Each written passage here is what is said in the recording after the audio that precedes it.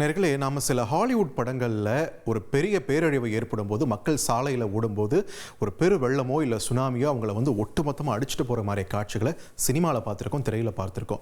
ஆனால் நிஜத்தில் அதே மாதிரியான ஒரு காட்சி உத்தரகண்ட் மாநிலம் உத்தரகாஷியில் நடைபெற்றது. நெஞ்சை பதைபதைக்க வைக்கக்கூடிய காட்சிகளாக மாறியிருக்கின்றன.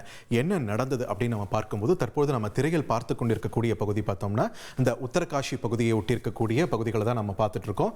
அந்த வகையில் நீங்கள் திரையில் பார்க்கும்போது இங்கே கங்கோத்ரி, அந்த கங்கை நதி உதயமாகக்கூடிய ஒரு இடம். இந்த கங்கோத்ரியில இருந்து ஒரு 18-19 கிலோமீட்டர் தொலைவில் தான் இந்த தாராளி என்ற ஒரு கிராமமானது அமைந்திருக்கிறது. இந்த மேகவெடிப்பு இந்த பகுதியில் ஏற்பட்டு தான் இங்க நம்ம பார்க்கக்கூடியது எல்லாமே மேப்ல பார்க்கறதால நமக்கு எல்லாம் தட்டையான ஒரு ஃபீல் கிடைக்குது. ஆனா இந்த நிலப்பரப்பு எப்படி இருக்கின்றது நீங்க வீடியோ காட்சிகள் மூலமா பார்க்கும்போது உங்களுக்கு தெரிஞ்சிருக்கும். மிகப்பெரிய மலைத்தொடர்கள், அதுல அடர்ந்த வனப்பகுதிகள், கரடுமுரடான பாதைகள், அதுல ஒரு மிகப்பெரிய ஆறு, இந்த மாதிரியான ஒரு நிலப்பரப்புல தான் இந்த மக்கள் வாழ்ந்து கொண்டிருக்கிறார்கள். அந்த நேரத்தில் ஒரு 19 கிலோமீட்டர் தூரத்தில் இருக்கக்கூடிய இந்த தாராளி, இந்த பகுதி தான் முதல்ல பாதிப்பை சந்திக்குது. இந்த பகுதியில் ஏற்பட்ட ஒரு பெருமழை, மேகவெடிப்பின் காரணமாக ஏற்பட்ட ஒரு பெருமழையால ஒரு பெருவெள்ளம் ஏற்படுகிறது. அந்த பெருவெள்ளம் இங்க பகுதியில் இருக்கக்கூடிய நிலப்பரப்பு எல்லாம் அடிச்சுக்கிட்டு ஒரு நிலச்சரிவாக மாறி முதலில் தாராளி இந்த பகுதியில் அது பாதிப்பை ஏற்படுத்துது. அதனை தொடர்ந்து அப்படியே இங்க வந்தீங்கன்னா ஹர்சில் என்ற பகுதி, இந்த ஹர்ஷில் என்ற பகுதியில் தான் நம்முடைய ராணுவத்தினர், இந்த மீட்பு குழுவினர், அவங்க எல்லாருக்குமே கூட அங்கே ஒரு கேம்ப் இருக்கு. அதாவது இந்த பகுதியில் மற்ற பகுதிகளில் ஏதாவது பாதிப்பு ஏற்படும் போது ஹர்ஷில்ல இருந்து தான் ராணுவத்தினரும் மீட்பு குழுவினரும் இங்க பணிகளில் ஈடுபடுவாங்க. ஆனா அந்த ஹர்ஷில் பகுதியிலுமே கூட இந்த நிலச்சரிவால பாதிப்பு தற்பொழுது ஏற்பட்டிருக்கிறது. இது மதியம் 1:45 மணிக்கு இந்த மாதிரியான ஒரு சூழல் இங்க போயிட்டு இருக்கும் போதுதான் சிறிது நேரம் கழித்து சுக்கி என்ற பகுதியில், சுக்கி டாப் என்ற ஒரு பகுதியிலும் இரண்டாவது மேக வெடிப்பானது ஏற்பட்டிருக்கிறது. ஸோ பிரதானமாக பாதிப்புக்குள்ளான பகுதிகள் அப்படின்னு நம்ம பார்க்கும்போது எந்தெந்த பகுதிகள், இங்க தாராளி தொடங்கி ஹர்ஷில், சுக்கி டாப், இந்த பகுதிகள் எல்லாமே மிகுந்த பாதிப்பிற்கு உள்ளாகக்கூடிய ஒரு பகுதிகளாக மாறி இருக்கின்றன. வீடுகள், ஹோம் ஸ்டேன்னு சொல்லப்படக்கூடிய தங்கும் விடுதிகள், ஹோட்டல்கள் எல்லாம் அடிச்சுட்டு போயிருக்கு. கிட்டத்தட்ட 20-25 ஹோம் ஸ்டே ஒரே இடத்துல இருந்த ஹோட்டல்கள் உள்ளிட்டவை மண்ணோடு மண்ணாக புதைந்திருக்கக்கூடிய காட்சிகளை தான் பார்க்கிறோம். இங்க கங்கோத்ரியை மாதிரியே கங்கோத்ரி உருவாக்கக்கூடிய இடம்ன்றதை தாண்டி அந்த பகுதியில் வரக்கூடிய இணையக்கூடிய ஆறுகள் நிறைய இருக்கின்றன. ஸோ இந்த மாதிரியான ஆறுகள் அந்த பகுதிகள் எல்லாத்திலுமே கூட பெய்யக்கூடிய மழையின் தாக்கத்தை தான் இந்த முக்கிய நதியானது பாகீரதி நதி இருக்கு இல்லையா, இந்த நதி மொத்தமாக கடத்தி இந்த இடத்துல பெரும் நிலச்சரிவை தற்பொழுது ஏற்படுத்தி இருக்கு.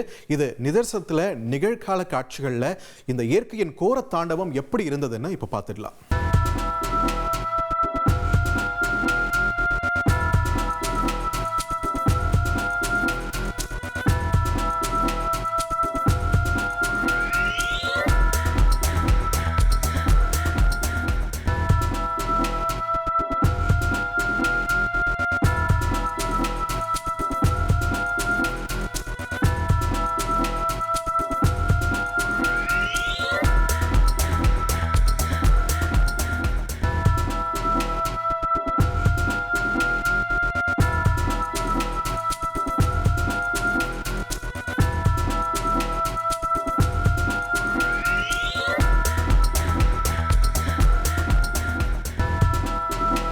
இந்த பெருவெள்ளத்துக்கும் நிலச்சரிவுக்கும் மூல காரணமாக அமைந்தது இந்த மேகவெடிப்புன்ற ஒரு விஷயம் தான். அதுவும் இமயமலை பரப்பு எந்த அளவுக்கு ஈக்காலஜிக்கலா சென்சிட்டிவானது, மிகவும் இளம் வயது மலை அப்படின்றதுனால பார்த்து பக்குவமாக ஹேண்டில் பண்ணுங்க, ரொம்ப எக்ஸ்ப்ளாய்ட் பண்ணாதீங்கன்னு நிறைய சுற்றுச்சூழல் ஆர்வலர்கள் சொல்லிக்கிட்டே தான் இருக்காங்க.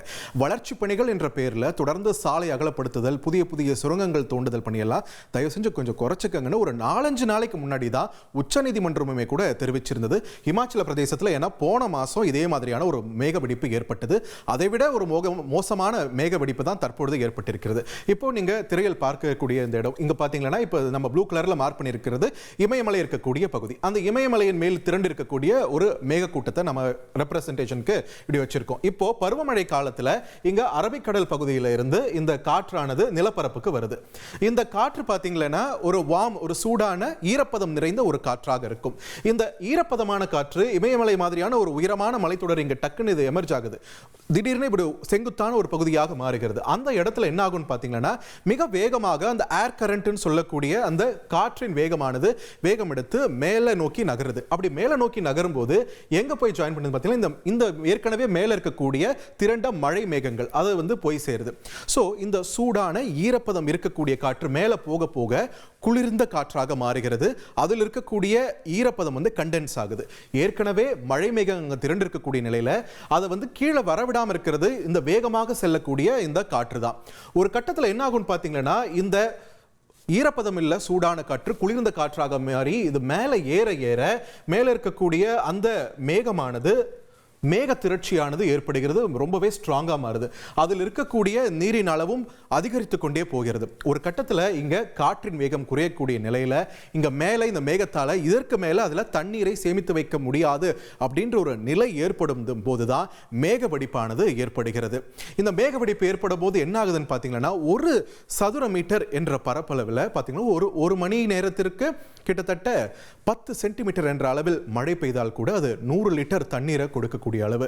சோ இந்த மேகவெடிப்புன்ற ஃபெனோமெனனை சயின்டிஃபிக்கலா நம்ம சொல்லும்போது 20 இருந்து 30 சதுர கிலோமீட்டர் என்ற பரப்பளவுக்குள்ள இருக்கக்கூடிய அந்த ஏரியால ஒரு மணி நேரத்துக்குள்ள 10 சென்டிமீட்டர் மழை பொழிவு என்று பெய்யும் போதுதான் அதை வந்து மேகவெடிப்பா நம்ம வகைப்படுத்துறோம்.